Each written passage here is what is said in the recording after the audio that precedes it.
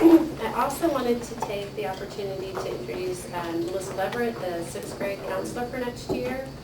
And she will be your go-to person with scheduling and things like that.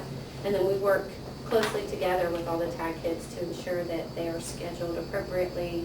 And we do it based on what the PEAMS says. So if they're coded that they need math and language arts, then we're going to ensure that they're in the TAG class for math and language arts. Sometimes at the elementary level, they've been doing some pull-out and some trying science or social studies, and I'll be sending emails to the specialists. I know we have some here. Just saying, if you're adding services, please make sure you get that done and coded in PEAMS so we get them scheduled appropriately for the start of the year.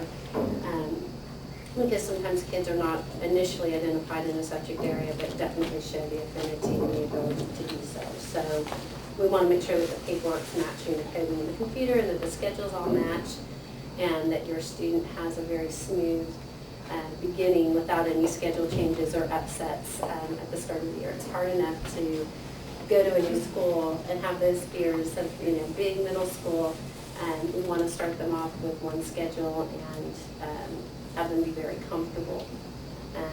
Ms. Leverett, did you have any comments or anything that you wanted to say? I know you talked to some people already, and to me, and then we have Dr. Galloway.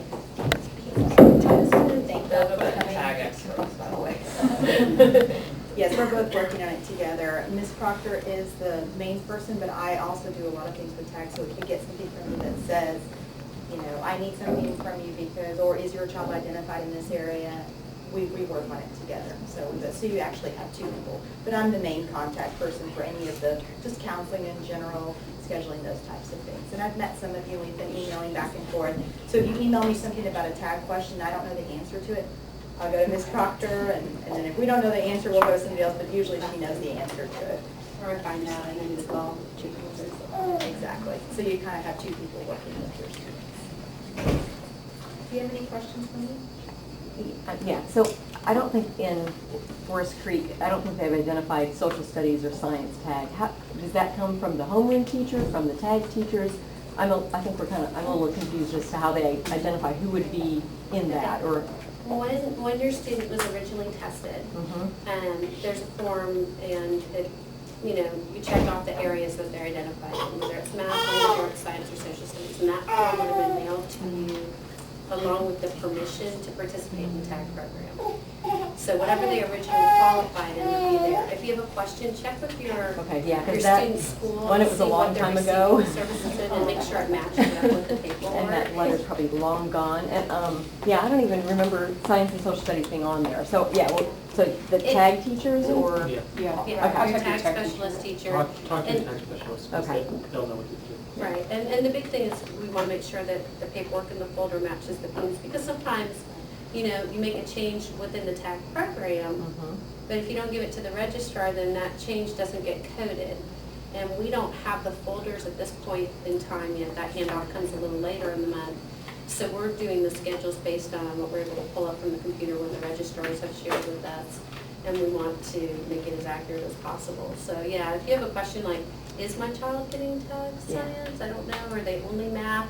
Check that out with your elementary specialist, and that way if there's any issues or anything that does need to be corrected, it can get corrected prior to the transfer to middle school. And did I understand there's tag science, and is there tag world culture or social studies? It's tag social studies, Okay. which the topic on social studies changes from year to year. It's world cultures in 6th, Texas history in 7th, and U.S. history in 8th grade. Okay, got it. I also wanted to add, with your students, they're in a unique situation because we want to place them in those classes first. So you may be hearing from me if, let's say, they want to do orchestra or choir. We try to work the master schedule so they can do pretty much everything, but of course not everyone can be everywhere. So if your child is identified in 4 areas and they're in the advanced orchestra because they tried out or they have some unique situation, just be prepared that they may get an alternate elective. We try to pick their first 2 because they're going to get 2 if they're identified for tag math. But sometimes that happens. So you might be hearing from me and not from Ms. Proctor about scheduling and that kind of thing. Can you explain the clustered versus just the regular? It says science and social studies are clustered. Typically, the way that it works out, we might have, say, 15 kids that are identified for tag science. It's not enough to make a full class. So you would try your best to get those 15 kids to all work out where their schedules could be in the same section. And their grade cards and their schedules would say tag science and have a tag course number. Okay.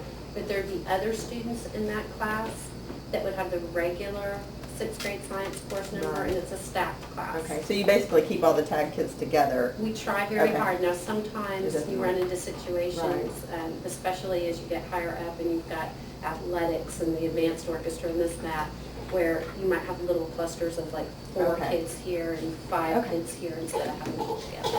So science and social studies work that way, but math and language arts, Math and language arts, typically we have enough students to have a full, complete class. Okay. And actually, this past year with the 6th graders, we had enough to do a tag science class, like Ms. Ivy was saying, where it was a pure tag class instead of being a stack. okay. How many tag students do you have coming in 6th grade, and how many students are supposed to be in tag classrooms? Well, that varies. I've been looking at the numbers. It varies because some of your children are identified in just math or math language arts. So in some areas, we might have 40, 50, and in some areas, we might have 20. It just kind of depends. And with the 3 schools getting in, and I've got kids from different schools, it just kind of varies.